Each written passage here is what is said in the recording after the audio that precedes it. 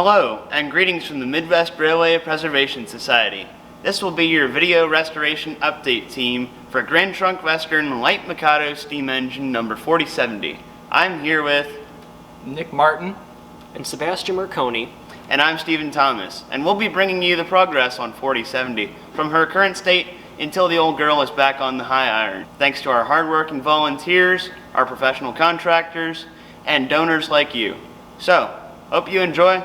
Come along for the ride. So in order to talk about 4070, it's important to recognize where she's been. She was built in 1918 to USRA specifications for the Grand Trunk Western Railroad, and she received several modifications over her lifetime until she was retired in 1960. She was sold to a private individual and stored in Michigan until 1966, when we, the Midwest Railway Preservation Society, leased the locomotive and began running her all over the eastern United States at such famous railroads as the Cuyahoga Valley, Horseshoe Curve, and many other places. Unfortunately, in 1990, it was found to have mechanical problems and was sidelined, and it's been under restoration ever since. And to show what that current work entails, I'm going to toss it over to Steven to explain. So you've just seen the completion of the smoke box door cover. We've got many other projects going on with the 4070, the main one of which is this cab behind me. We'll be working on the framework to that, installing some steel sheets and being able to get it back to its former glory.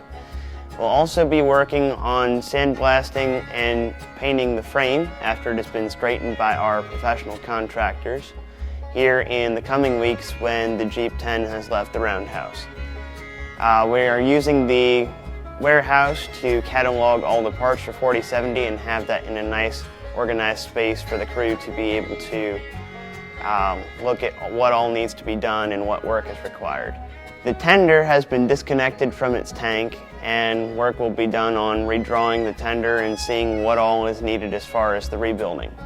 We'll also be replacing the trucks on the tender with trucks off of one of the resident cabooses to allow it to have roller bearings, and it will be sandblasted and painted as well. So obviously, as with any steam restoration, it's going to take some time, and that's why we've divided the work up into these small portions so progress is visible for our donors and the contractors that are working here with us. So to go on to why a steam restoration such as this is so important, we'll toss you over to Sebastian there by the smoke box door. Part of the reason I think this locomotive is so important to restore to operating condition is for a few reasons. It's one of 6 surviving USRA light Mikado steam locomotives, and it is the only surviving steam locomotive that's a Mikado that was used by the Grand Trunk Western Railroad. And in addition to that, it helped pave the way for the future operations for the Cuyahoga Valley Scenic Railroad, a highly successful operation today.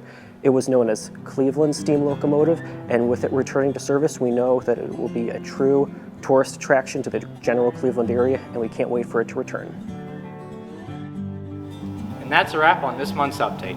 Thank you to all our donors, volunteers, and contractors. Make sure to check us out on Facebook, Instagram, and of course right here on YouTube. And if you're looking to donate, visit midwestrailway.org where we have plenty of options available. Thanks for watching, and we'll see you soon.